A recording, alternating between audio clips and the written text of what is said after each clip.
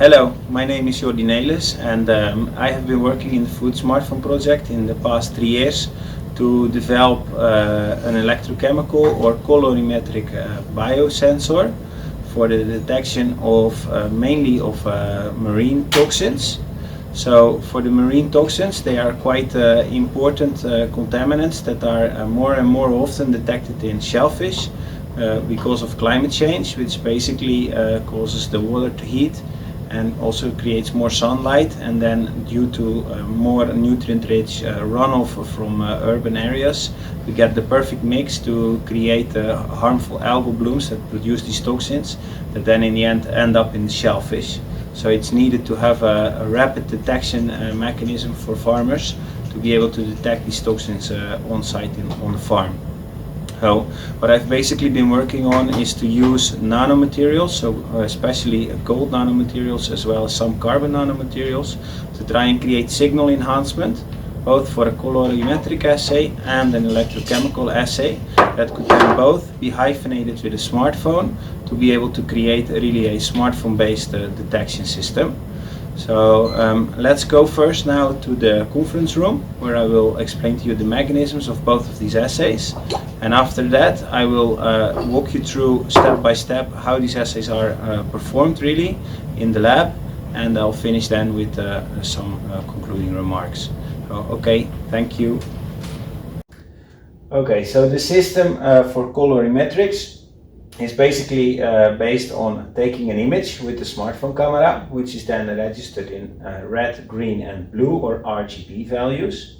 Then with the app that was developed, we can separate those in different channels, so the red channel, the green channel and the blue channel, and we can also mathematically convert them to other channels such as the L, A and B or the H, S and V channel from different color spaces that have all separate properties that can be used to try and optimize the color quantification. Once we have separated these channels from each other, we then use an algorithm that allows us to combine the channels from the different color spaces. So for example, the R from RGB with the H from HSV and the L from LAB to create a new color space, RHL, that doesn't normally exist, but that might be beneficial for the color that we want to quantify, the specific color we want to quantify. We've done this with the app that Yongfeng Zhao has developed, that you can see on the top here. So we simply take a picture of the image, then that gets sent to a server where we do some cloud computing to create the different channels, mathematically convert them and then combine them.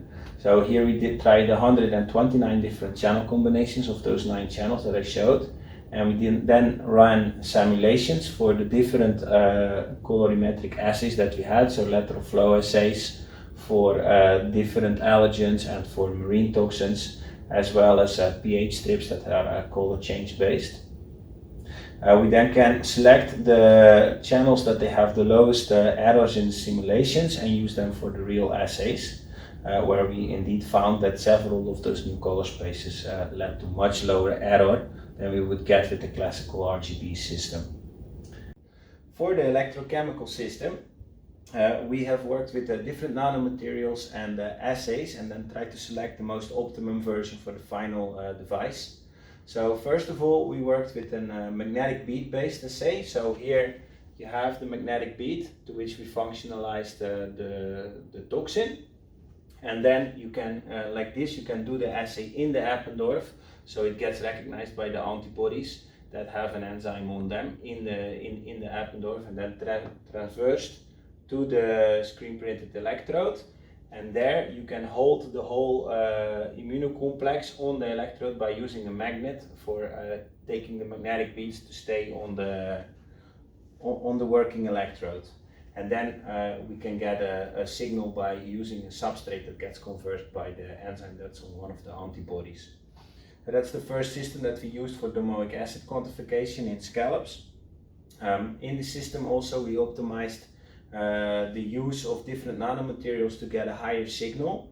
So we tried carbon black, which are the black balls, or also gold nanostars and gold nanospheres. And we found here that carbon black was much more beneficial than the other two. So then when we moved to the second system, we used carbon black.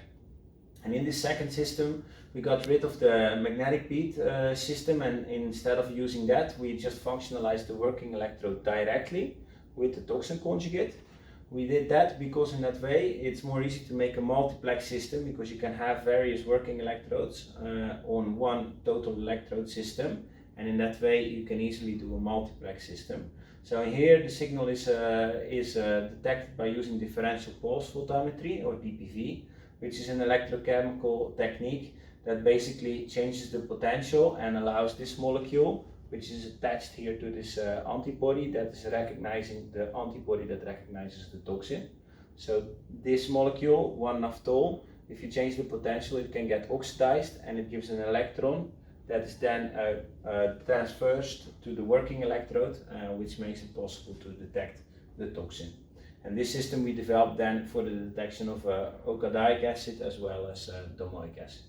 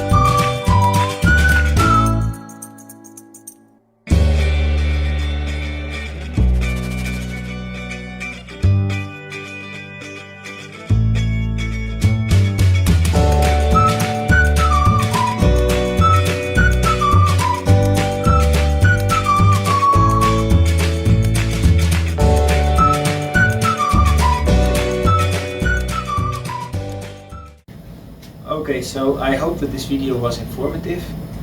Now I just want to make some concluding remarks about the two assays. So to begin with the colorimetric assay, the nice thing about this assay is that it's very rapid. You can detect the contaminant within 5 to 10 minutes depending on the lateral flow assay that you're using. And it's also ready to use in the end for the end user. However, the disadvantage here is that you cannot be very exact with your detection, so real quantification is not really possible. Perhaps you can detect a low amount, a middle amount and a high amount, but you cannot go much more exact than that. On the other hand, the electrochemical assay is quite exact. It really allows you to quantitatively determine the amount of okadaic acid or domoic acid in shellfish, so that is really nice. The disadvantage here is that it takes a little longer, because in total you have about 1.5 hours of incubations and measuring times to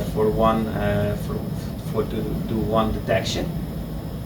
And it's not completely portable yet, so there are some steps in the extraction protocol that would have to be optimized, and of course a slightly smaller potentiostat would have to be used. There are some commercially available that could be used for this, and finally we would have to develop the software that would allow automatic detection. However, I do think that the system is very promising for accurate quantitative detection of marine toxins in shellfish, and has the potential to be very useful for farmers to make important decisions about to either leave their shellfish at the place it currently is because the toxin amount is low, or if they see the toxin amount rising, to quickly harvest the shellfish and place them in another area where the toxins are lower, so they can be still sold off to the consumer. And that's a bit it. I hope you enjoyed this video, and thank you very much for watching.